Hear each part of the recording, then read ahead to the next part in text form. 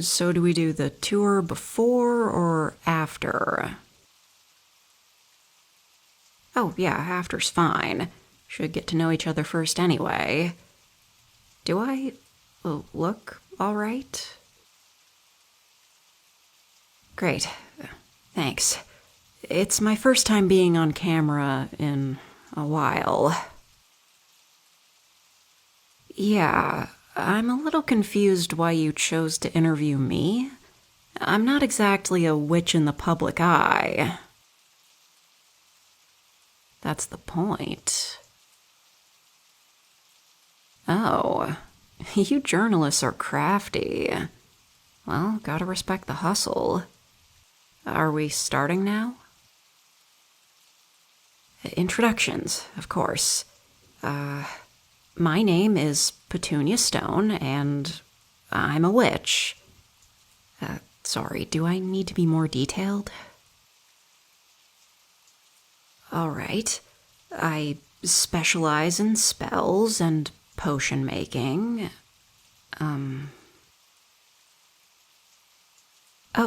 Things I'm into?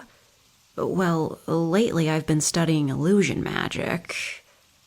But that's probably not a good way to start off. Oh well, maybe it'll get a laugh out of your viewers.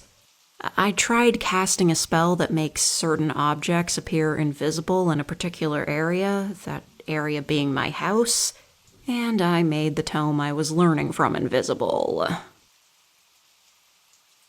Oh no, I found it, but it's invisible. So if I want to study from it, I have to go outside until I figure out how to reverse the spell. And if you didn't notice, it's pretty much always raining around here. Even an experienced witch can get into mishaps like that. That's a good way to put it. You have to be able to laugh at yourself, or else you'll get caught up in your own ego and start taking every little thing as a personal slight against you. Yes, it's true. One of the effects of prolonged exposure to magic is that it does make you angrier. I forget what the exact medical term is, but you're more likely to be emotionally unstable. Witches really have to keep an eye on their mental and emotional state. I mean, it's already a stereotype that witches have explosive tempers, and it comes from centuries of witches and non-witches not understanding how magic affects them. Oh yeah, therapy is pretty much mandatory. I'm not ashamed to admit that. Some people need more help than others to keep themselves in control. Bad things can happen if you're careless. Bad witch or good witch? Yeah, everyone loves that old bit. It's not as simple as it is in Oz. Like, I'm a witch, but I still have to live in the real world. True enough. Witches have suffered such a bad reputation over the course of history that just being asked that could seem charitable. The concept of a witch being good is pretty new, relatively speaking. What with past witches being known for outbursts of rage, being good. Am I a good witch? I honestly don't think it's a question I can answer. It's like if you walked up to someone on the street and asked, are you a good person or a bad person? If someone says they're good, you probably wouldn't buy it straight up, right? Yeah, in this world it's the word of others that determines how moral you are. Not that that's necessarily a good thing.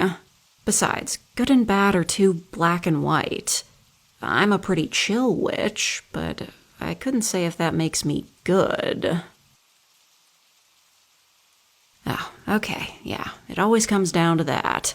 Ethical procurement of ingredients. Were the frogs dead before I took their eyes? Did I humanely obtain those bat wings?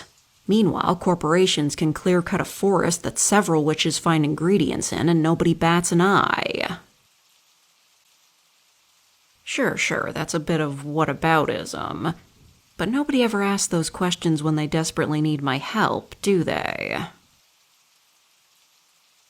Sometimes spells, sometimes potions. That's all common knowledge. You know, healing potions, beauty potions. There's one that I make that keeps you awake for a week straight. Those are popular around exam time. No love potions. Ever. Look, my moral compass may as well be a roulette wheel, but even I know that's problematic. I don't want to be involved with that. I've heard the arguments for them, and I'm not interested. Those people are always shitting up the replies on any post that even mentions magic-induced attraction. Most of them aren't even witches themselves, they just really like the idea of a love potion, for obvious reasons. The reasons are obvious when you go to their pages and all you see is them whining about how lonely they are. A love potion is not going to fix that. Oh, I'm sure I'll hear from them once this interview goes up, but like I always say, when you're online, the greatest spell is the block button. No, I'm not really nervous about people knowing about me. I mean, I'm not the kind of girl to make witch talk videos, but I'm not shy. I can't be. I've got to talk to clients. If I do gain any new ones from the exposure, I'd be surprised. For most people, witches are like a family doctor. If you've got one you go to for things, chances are you'll keep going to that same witch until one of you dies. Not just for the sake of convenience, there's a certain trust built up between a witch and her repeat customers, you know? Yeah, I know more about their lives, so it's easier to know what they need. Or if they think they need something more out there than usual, I can talk them down because I know them. Not going into specifics. If anyone seeing this interview does decide to check me out, I want them to know I can at least keep a secret. Hey, I'm not a cop. If someone asks me to do something and I'm not willing to do it, they can just go elsewhere. If you ever need someone to mind their own business, call a witch. Oh, that's all? Oh, for sure. I can show you where I work. Just, be careful walking around. Wouldn't want you to trip on anything you can't see.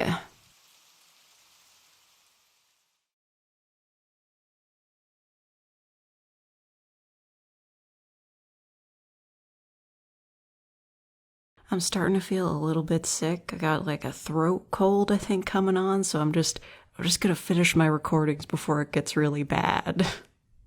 If I sound a little off, trust me, it could be worse. Thank you, Eating Pancakes Right Now, for the coffee donation. Were they good?